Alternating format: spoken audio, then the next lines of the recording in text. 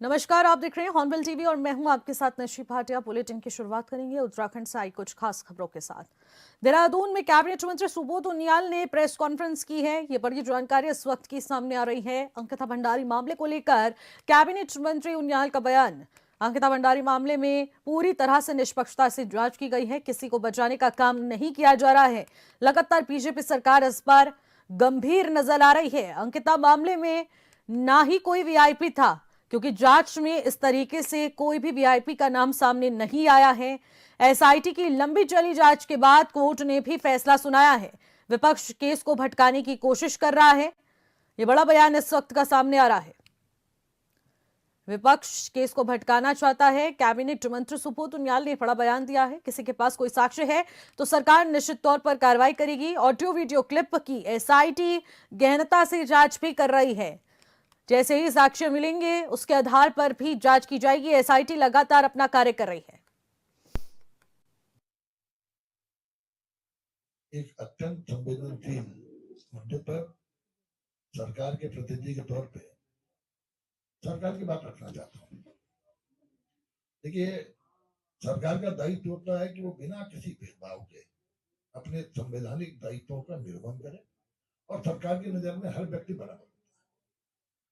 तो ये इतना संवेदनशील मुद्दा है जिस पर मैं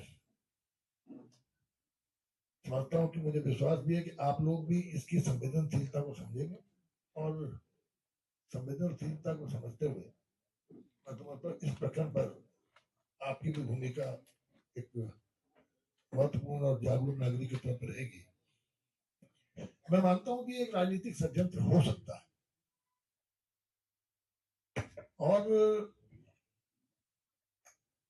कोई भी क्रेडिबल एविडेंस आप लाइए, सरकार हर जांच को तैयार है। आप सबको मालूम है, जैसे ही सरकार को अंकिता भंडारी के साथ हुई इस घटना की जानकारी मिली, तत्काल एक महिला आईपीएस अधिकारी के नेतृत्व में एसआईटी का गठन किया गया और जो भी अभियुक्त थे बहुत तत्परता के साथ उन्हें गिरफ्तार किया गया और इतनी पैरवी इतनी मुस्तैदी से की गई कि ट्रायल के दौरान भी उन लोगों को जमानत नहीं मिली। सरकार ऑडियो क्लिपिंग डिफेंसिव नहीं है। हम जो बात ऑडियो क्लिपिंग आई उसकी जांच हो रही है, विवेचना हो रही है। और जिन एक सेकंड भैया, सरकार का काम हर चीज का नहीं होता। सरकार विवेचना कर रही है जो बात चली है और हम तो कह रहे हैं जिन लोगों जो कोई भी व्यक्ति साथ देना चाहता है हम उसका स्वागत करते हैं, चाहे महिला आना चाहे चाहे दूसरे जो आना चाहे, और सरकार पूरी सुरक्षा होने देगी आकर के अपनी क्रेडिबिलिटी साबित करे। तो इसी खबर पर ज्यादा जानकारी के साथ मेरे सहयोगी विशाल गर्ग पे इस वक्त हमारे साथ जुड़ रहे हैं। विशाल, जानना चाहूंगे, सुबोध उनियाल ने एक प्रेस कॉन्फ्रेंस का आयोजन करा जिसमें अंकिता भंडारी हत्याकांड प्रकरण से जुड़ी जानकारी साझा की गई और वीआईपी का नाम सामने न आने पर और जो फेक तरह से सोशल मीडिया पर अफवाहें फैलाई जा रही हैं उसके बारे में जानकारी दी गई। लेकिन आखिरकार इस पूरे प्रकरण को लेकर सुबोध उनियाल की तरफ से जो प्रतिक्रिया सामने आई है, इसके जरिए क्या लगता है कि क्या इस पूरे प्रकरण में कोई वीआईपी शामिल नहीं था? देखिए निशी, पहले दिन से ही ये मांग की जा रही है कि सीबीआई की जांच इस मामले में कराई जाए, चाहे वो अंकिता के परिजन हो या फिर उनको जो सपोर्ट कर रहे हैं तमाम लोग हो। वो लंबे समय से ये मांग कर रहे हैं कि इस मामले में सीबीआई जांच होनी चाहिए। लेकिन बावजूद इसके राज्य सरकार की ओर से इसमें एसआईटी का गठन किया गया। एसआईटी का गठन करने के बाद इसमें जांच की गई। 500 पन्नों से ज्यादा की चार्जशीट दाखिल हुई और उसके बाद जो कोर्ट ने फैसला भी सुनाया, आजीवन कारावास का फैसला सुनाया गया। और ऐसे में क्योंकि जो आरोपी थे वो तो सजा काट ही रहे हैं, लेकिन मामले में इसमें सबसे बड़ी बात ये जो सामने आई थी वो ये थी कि इसमें वीआईपी का नाम लगातार सामने आ रहा था। ये उस समय भी चला आ रहा था और अभी कुछ दिनों से फिर से सोशल मीडिया पर तमाम ऑडियो क्लिप्स वीडियोस वायरल हो रही है जिसमें ये कहा जा रहा है कि उस दौरान कोई वीआईपी था जिसके कारण अंकिता को अपनी जान गंवानी पड़ी। बावजूद इसके राज्य सरकार की ओर से ये कहा गया है कि अगर इसमें कोई साक्ष्य किसी के पास है तो वो सरकार के सामने लेकर के आए या एसआईटी को सौंपे ताकि इसमें और कार्रवाई हो सके। लेकिन जैसे कि सुबोध उनियाल बता भी रहे थे और वो सामने भी आए, उन्होंने प्रेस कॉन्फ्रेंस की, उन्होंने कहा कि इसमें जब जांच एसआईटी के द्वारा की गई, आईपीएस अधिकारी ने इसमें पूरे मामले में जांच भी की और ऐसे में क्योंकि सारे साक्ष्यों पर जांच पड़ताल भी की गई, उन्होंने कहा कि इसमें कोई भी वीआईपी नहीं पाया गया। क्योंकि वो बार बार ये कहते रहे कि वीआईपी कोई व्यक्ति नहीं था, वीआईपी कमरा था। हालांकि इसको लेकर लगातार लंबे समय से बहस भी चली आ रही है, और अब क्योंकि मामला लगातार बिगड़ रहा है और अब वापस से इसमें सीबीआई जांच की मांग की जा रही है। हालांकि कोर्ट का फैसला आ चुका है, लेकिन बावजूद इसके जो सीबीआई जांच की मांग है वो लगातार बरकरार है। अब विपक्ष भी इसको मुद्दा बना रहा है, और ऐसे में राज्य सरकार को ये भी एक चिंता है कि इसका चुनावी विशाल, कैबिनेट मंत्री ने यह भी कहा कि विपक्ष इस पूरे मामले को भटकाने की कोशिश कर रहा है। हालांकि वीआईपी का नाम अब भी साफ तौर पर जांच में भी सामने नहीं आया, लेकिन जो तथाकथित ऑडियो क्लिप्स और वीडियो क्लिप्स इस वक्त सोशल मीडिया पर वायरल हो रही हैं, उससे जुड़ी एसआईटी भी जांच कर रही है। साक्ष्य और प्रूफ्स अगर किसी के पास हैं तो वो भी मांगे जा रहे हैं, लेकिन अभी तक इस पूरे मामले पर क्या कुछ अपडेट है? क्या कोई साक्ष्य निकलकर सामने आया है? अभी केवल सोशल मीडिया पर ये इस तरह के मामले चल रहे थे, जिसके बाद विपक्ष भी इसको पूरा जोर शोर से मुद्दों को उठा रहा है। जो पार्टी ने अपने पुराने जो लीडर हैं, या फिर कहा जा सकता है कि पूर्व के विधायक है ज्वालापुर से सुरेश राठौर, उनकी जो विशाल, माफी चाहूंगी, आपको मुझे रोकना पड़ रहा है। मथुरा दत्त जोशी जो कि भारतीय जनता पार्टी के प्रवक्ता हैं, वो भी इस वक्त हमारे साथ जुड़ रहे हैं बातचीत के लिए। उनसे भी बातचीत करने की कोशिश करते हैं। मथुरा दत्त जोशी जी, देखिए, भारतीय जनता पार्टी इस वक्त कितनी गंभीर अंकिता भंडारी हत्याकांड प्रकरण में वो साफ तौर पर देखने को मिल रहा है। हाल ही में अभी कुछ ही समय पहले कैबिनेट मंत्री सुबोध उनियाल ने भी प्रेस कॉन्फ्रेंस के जरिए पूरे प्रकरण में भारतीय जनता पार्टी सरकार की और जांच एजेंसियों की किस तरीके से गहनता से जांच हो रही है उसके बारे में भी जिक्र किया। हालांकि क्या अपडेट मैं जानना चाहूंगी सरकार की तरफ से है, क्या कुछ उस प्रकरण में चल रहा है? देखिए, निश्चित रूप से अंकिता भंडारी हत्याकांड में सारी जानकारी लेकर माननीय कैबिनेट मंत्री सुबोध उनियाल जी ने विस्तृत रूप से जानकारी दी है कि क्या क्या घटनाक्रम हुआ, क्या क्या सरकार ने अभी तक किया और सरकार कितनी गंभीर है, इन सारे विषयों पर पूरी जानकारी रखने का काम किया है। और संगठन भी पूरा गंभीर है, सरकार भी गंभीर है। कुछ लोग अपने राजनीतिक स्वार्थों की पूर्ति के लिए इस मामले को बार बार जनता के बीच में लाने का काम कर रहे हैं और जनता को बरगलाने का काम कर रहे हैं, जनता को भरमाने का काम कर रहे हैं, दिग्भ्रमित करने का काम कर रहे हैं। सरकार ने शुरू से लेकर अभी तक, आज आपके सामने सुबोध उनियाल जी ने पूरा विस्तृत रूप से अपनी बात रखी। और सरकार आगे भी अगर कहीं पर भी हमको किसी पर भी कोई सबूत अगर है इस बात का कि फला व्यक्ति उसमें इन्वॉल्वमेंट है, निश्चित रूप से वो उन सबूतों को पेश करे, तो सरकार सबसे पहले उस व्यक्ति को अंदर करने का काम करेगी, उसके खिलाफ कार्रवाई करने का काम करेगी। लेकिन राजनीतिक स्वार्थ की पूर्ति के लिए कुछ लोग अगर इसको मुद्दा बनाने का काम करेंगे तो सरकार उसको कतई बर्दाश्त नहीं करेगी। इस प्रदेश का जो माहौल है। लेकिन जोशी जी, लंबे समय से बात चली आ रही है कि इस पूरे प्रकरण पर सीबीआई की जांच हो, लेकिन अभी तक सीबीआई जो आपकी संस्तुति क्यों नहीं दी? एक चीज समझनी पड़ेगी ना हमको। दो बातें हैं कि कौन पक्ष हाईकोर्ट गया, कौन पक्ष सुप्रीम कोर्ट गया सीबीआई जांच की मांग को लेकर, और माननीय उच्चतम न्यायालय ने क्या बात कही है वो सारा जजमेंट पब्लिक डोमेन में है, सब आपके सामने, आप भी उसका अध्ययन कर सकती हैं। तो क्या जो लोग इस बात को कह रहे हैं वो क्या न्यायालय की विश्वसनीयता पर भी सवाल उठा रहे हैं कि नहीं उठा रहे हैं, ये सवाल बड़ा है। आप देखिए, स्वतंत्र है कोई व्यक्ति को, मैं स्वतंत्र, कोई भी पीआईएल दाखिल करे, कल क्यों नहीं कर रहे हैं लोग? ये केवल राजनीतिक रूप से जिंदा रखने के लिए इस मुद्दे को इसलिए इस तरह की नीच हरकत कर रहे हैं। अगर इन पर कोई सबूत है तो जाके मिल रहे हैं कोर्ट में, कौन मना कर रहा है इनको? ये बौखला गए हैं सरकार के विकासकारी नीतियों को देखकर, सरकार के कामों को देखकर इनमें बौखलाहट है, और साफ दिख रही इनकी छटपटाहट, इनकी बौखलाहट, इनकी सत्ता की भूख, ये साफ दिख रही है। और ईमानदारी से करें, सरकार कतई किसी भी अपराधी को बचाने के पक्ष में नहीं है। सरकार किसी को संरक्षण नहीं दे रही है। सरकार का स्पष्ट मानना है कि कोई भी सबूत अगर सामने आए, निश्चित रूप से चाहे वो कितना ही बड़ा आदमी हो, कितना ही बड़ा व्यक्ति क्यों न हो, निश्चित रूप से सरकार उसके खिलाफ कानूनी कार्रवाई करेगी, उसको जेल के शिक्षों के अंदर डालने का काम करेगी। सरकार बिल्कुल ने जोशी जी, काम उम्मीद किया भी है। यही जताई अगर जा सकती है सरकार से कि अगर सरकार भी जांच एजेंसियों का सहयोग करे और इस पूरे प्रकरण पर निष्पक्षता से जांच हो, और जो भी तथाकथित अगर कोई वीआईपी इसमें शामिल है तो उसका नाम भी सामने आना चाहिए और उससे कड़ी से कड़ी सजा मिलनी चाहिए। बहुत बहुत शुक्रिया जोशी जी हमारे साथ जुड़ने के लिए, बातचीत करने के लिए। विशाल, आपका भी बहुत बहुत शुक्रिया तमाम जानकारी साझा करने के लिए। इसी के साथ खबरों में आगे बढ़ेंगे। हरिद्वार के दनौरी में एक भीषण सड़क हादसा हुआ है, जहां दो सड़कों के बीच अनियंत्रित होकर एक कार पेड़ से टकरा गई। हादसे में बीजेपी नेता की मौके पर ही मौत हुई है। वहीं सूचना पर पहुंचे पुलिस ने मृतक के शव को कब्जे में लेकर पोस्टमार्टम के लिए भेज दिया है और आगे की कार्रवाई में जुट चुकी है।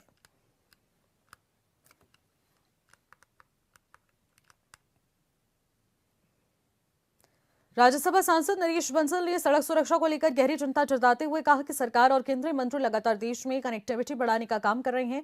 फ्लाईओवर और नए नए बाईपास बनाने की कोशिश भी की जा रही है, जिससे जनता को सुविधाएं मिल रही हैं और लोग भी बेहद खुश हैं। लेकिन इसके साथ ही परिवहन की प्रति लापरवाही एक बड़ी चुनौती बनकर सामने आ रही है। उन्होंने कहा कि तेज रफ्तार और नियमों की अनदेखी की वजह से सड़क हादसे हो रहे हैं, जो कि संख्या बेहद चिंताजनक रूप से बढ़ रही है। इसी को देखते हुए सरकार समय समय पर परिवहन नियमों के पालन को लेकर जागरूकता अभियान लगातार चला रही है।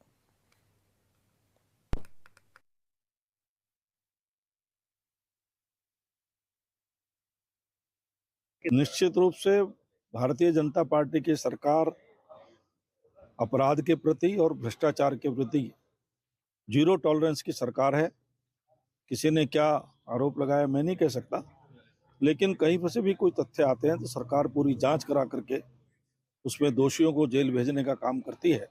इसलिए किसी भी प्रकार के बिना तथ्यों के कोई आरोप हत्याकांड को लेकर लगातार सीबीआई जांच की मांग की जा रही है और ऐसे में सरकार का पक्ष रखते हुए कैबिनेट मंत्री सुबोध उनियाल का कहना है कि राज्य सरकार ने पूरी तरह से इस मामले में निष्पक्ष जांच कराई है। ऐसे में राज्य के तमाम मुद्दों पर भी उन्होंने हॉर्नबिल टीवी से खास बातचीत की। क्या कुछ कहा, आप भी सुनिए।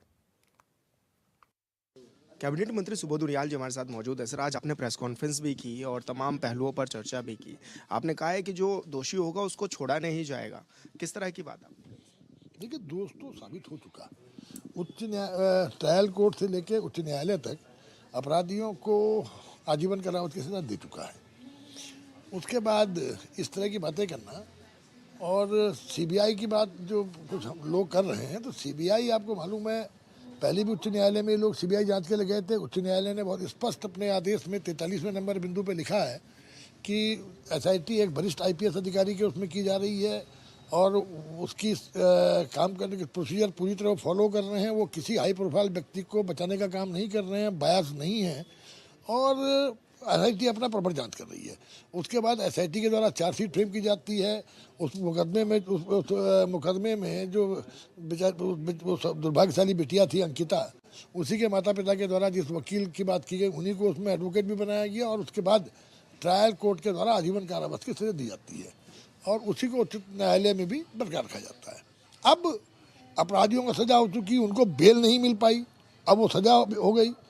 उसके बाद इस तरह की बात करना कहीं ना कहीं ये लगता है, क्योंकि जो केस में सजा हो चुकी उसके बाद के बारे में बात करना मुझे लगता है कहीं ना कहीं ये व्यक्तिगत कोई रंजिश किसी से है और उस व्यक्तिगत रंजिश को इस केस के माध्यम से पब्लिक करने का प्रयास किया जा रहा है।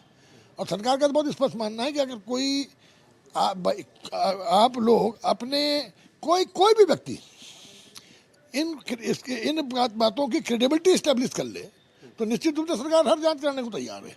पर जिन्होंने कहा है वो भी अभी नहीं आ रहे हैं। विवेचना अधिकारी लगातार उनको समन कर रहे हैं और सरकार का ये वादा है कि उनको पूरी सुरक्षा दी जाएगी। आके कम से कम जो बातें उन्होंने कही हैं उसकी क्रेडिबिलिटी तो स्टैब्लिश करें। तो मैं समझता हूँ केवल भ्रम फैलाने के लिए किया जा रहा है और कुछ लोग इसका गलत फायदा उठाना चाहते हैं। यानी कि राजनीतिक फायदा उठाने के लिए भी कुछ विपक्ष के लोग इस तरह की हरकतें कर रहे हैं ताकि फायदा चुनाव में हो। मेरा मानना है राजनीतिक षड्यंत्र भी हो सकता है। सर, वन विभाग की भूमि को लेकर के जिस तरह से ऋषिकेश में विवाद बढ़ा हुआ है, किस रूप में आप देख रहे हैं? क्या कुछ देखिए, विवाद नहीं था, दो पक्ष जमीन पे कब्जे को लेकर उच्चतम न्यायालय गए। जो पक्ष उच्चतम न्यायालय गया था उसके द्वारा न जाने किन कारणों से बाद में कह दिया गया कि साहब ये तो वन विभाग की भूमि लीज की भूमि है और न इसकी है न मेरी है। तो उच्चतम न्यायालय ने जब इस पर क्वेरी की और ये इस्टेब्लिश हो गया कि ये जमीन वन विभाग की लीज दी गई थी तो उच्चतम न्यायालय ने सरकार को, वन विभाग को तत्काल इस जमीन को अपने कब्जे में लेने के लिए आदेशित किया और ये कहा कि जो मकान हैं उनको छोड़ते हुए। तो हम लोगों ने उच्चतम न्यायालय के निर्णय की कंप्लाइंस की और सैकड़ों एकड़ जमीन वन विभाग अपने कब्जे में ले चुका है। सर, जन जन की सरकार कार्यक्रम आप लोग चला रहे हैं, कितना फायदा इसका हो रहा है लोगों को, स्थानीय लोगों को? देखिए, राज्य की हर न्याय पंचायत स्तर पर जन जन की सरकार जन जन के द्वार कार्यक्रम में सारे अधिकारियों का एक जगह सीमित होना न्याय पंचायत स्तर पर निश्चित रूप से इसमें पूरे प्रदेश के, मुझे लगता है कि आधी से ज़्यादा जनसंख्या कार्यक्रम में जुड़ेगी और उनके जो काम जिला स्तर के जो पेंडेंसी है निश्चित रूप से उसका निराकरण होगा, तो आम आदमी को सहूलियत मिलेगी। और यही उद्देश्य है कि जन जन की सरकार जन जन के द्वार, आम आदमी तक सरकार की नीतियां पहुंचे, नियम पहुंचे और उनके जो काम हो जाने चाहिए, जो अटके पड़े हैं, उनका भी निराकरण हो। सर, अंतिम सवाल मेरा यह है कि वन भूमि से बड़े स्तर पर जिस तरह से मज़ारों को हटाया गया, भूमि को खाली कराया गया, किस रूप में आप लोग काम भी कर रहे हैं ताकि आने वाले समय में जो भूमि है उनको खाली कराया जा सके? देखिए, सरकार का बहुत स्पष्ट मत था कि किसी तरह के अतिक्रमण को वन भूमि पर बर्दाश्त नहीं किया जाएगा और चाहे वो किसी भी धर्म का कोई भी अतिक्रमण हो, और उसके हिसाब से हमने कार्य किए और जो धार्मिक अतिक्रमण था उसको हटाने का काम किया। धन्यवाद सर, हमसे बातचीत करने के लिए। सुबोध उनियाल जी हमारे साथ थे, जो कि राज्य के तमाम विषयों पर हमारे साथ बातचीत कर रहे थे। हॉर्नबिल टीवी के लिए देहरादून से विशाल गर्ग। बीजेपी प्रदेश प्रवक्ता मथुरा जोशी ने कहा कि विकासनगर के सिवर लाइन से जुड़े जिस मामले को लेकर सवाल उठाए गए वो सरकार के पूरी तरह से जानकारी में है और सरकार स्वयं इसकी गंभीरता से जांच करी है। उन्होंने स्पष्ट किया है कि इस पूरे मामले को सरकार बेहद गंभीरता से ले रही है क्योंकि मुख्यमंत्री भ्रष्टाचार के प्रति स्वयं सख्त और संवेदनशील है। उन्होंने कहा कि पूर्व में भी बड़े बड़े अधिकारियों को भ्रष्टाचार के मामले में जेल भेजा गया है।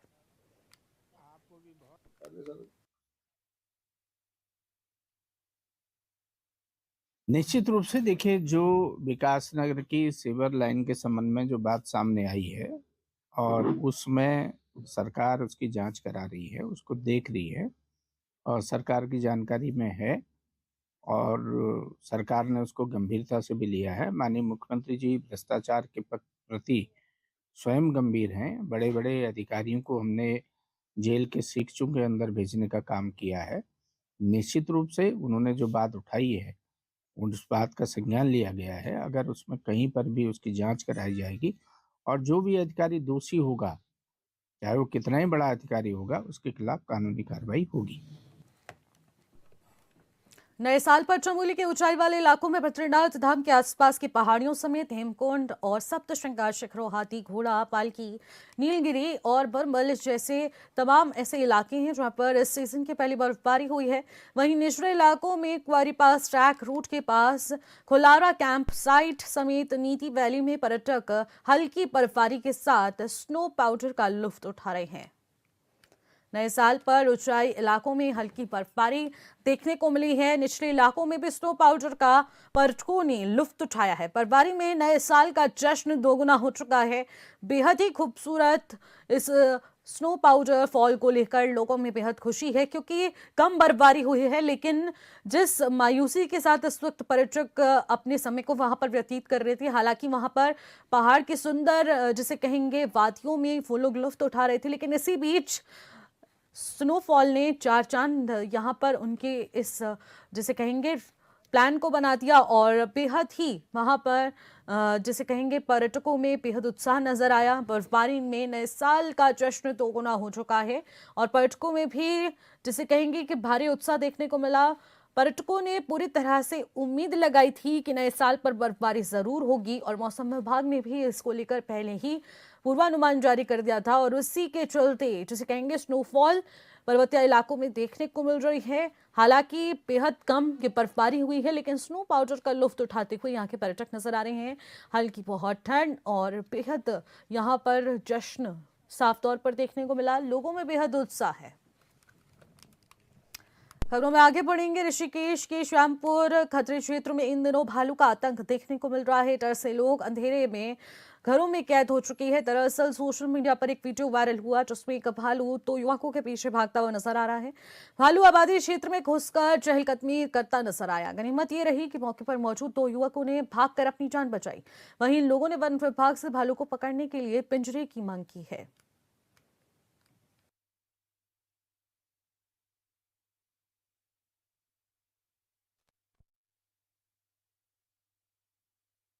हाईवे पर लगातार जाम की समस्या से निपटने के लिए जॉइंट मजिस्ट्रेट दीपक रामचंद्र सेठ कई घंटों तक दौरे पर नजर आए और ऐसे में उन्होंने एनएच अधिकारियों और नगरपालिका परिषद के अधिकारियों के साथ मिलकर हाईवे किनारे किए गए अतिक्रमण को जेसीबी की मदद से हटाया और आगे से हाईवे पर दोबारा अतिक्रमण न करने की सख्त चेतावनी दी। जॉइंट मजिस्ट्रेट ने बताया कि मंगलौर में लगातार लगने वाले जाम को कम से कम करने के लिए यू टर्न कहां पर बनाए जाने हैं, इस पर विचार किया जा रहा है। जल्द ही सभी व्यवस्थाओं की जांच पड़ताल कर हाईवे पर जाम का दबाव कम करने का प्रयास किया जाएगा।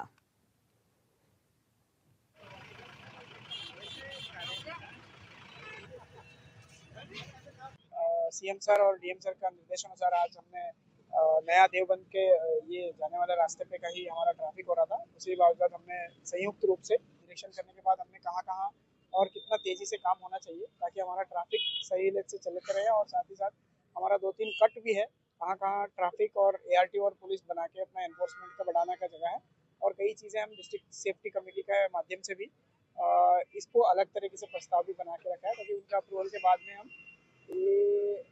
एक ही जगह पे चौराया है, तिराया है, इसके अलावा हम एक चैनलाइज तरीके से हरिद्वार पहुंचे विश्व हिंदू परिषद के केंद्रीय महामंत्री मिलिंद परांदे ने बांग्लादेश में हिंदू समुदाय पर हो रहे तथाकथित अत्याचार और हिंसा के मामलों को लेकर तीखी प्रतिक्रिया दी है। उन्होंने कहा कि बांग्लादेश में हिंदुओं के खिलाफ लगातार सामने आ रही घटनाएं सिर्फ एक देश का नहीं बल्कि वैश्विक मानवाधिकारों का गंभीर सवाल बन चुकी है। उन्होंने स्पष्ट शब्दों में कहा कि अब समय आ गया है कि जब भारत ही नहीं बल्कि विश्व भर के हिंदू समाज को एकजुट होकर जागरूकता के साथ ठोस पहल करनी होगी और अंतर्राष्ट्रीय स्तर पर दबाव बनाना होगा। उन्होंने आरोप लगाया कि बांग्लादेश में हिंदुओं पर हो रहे अत्याचार पर कई अंतर्राष्ट्रीय संगठन और संस्थाएं खामोश नजर आ रही है। सारे लोग जिस इस कार्य में आप क्यों नहीं उस कल्प वृक्ष के नीचे बैठकर मांग लेते हैं? मुझे लगता है भारत के भी हिंदुओं ने, सभी विश्व भर के हिंदुओं ने इसके लिए जागरूक होकर कार्य करने की जरूरत है, एक दबाव लाने की जरूरत है। सामाजिक संगठन जो करेंगे वो तो उन्होंने करना ही चाहिए, मगर मुझे लगता है कि सब जगह पर जब ह्यूमन राइट्स या मानव के अधिकारों का विषय आता है तो हिंदुओं को भी अधिकार है, ये विश्व भर का मानव समुदाय भूल रहा है, वह तो उचित बात नहीं है। और इसलिए इतना हिंदुओं के ऊपर जो अत्याचार हो रहा है तो जो अनेक प्रकार के संगठन आज खड़े हो रहे विश्व भर में, वो किसी सभी के मुंह में दही जम गया है ऐसा लग रहा है। फिलहाल इन खबरों में इतना ही। आप देखते रहिएगा हॉर्नबिल टीवी। नमस्कार।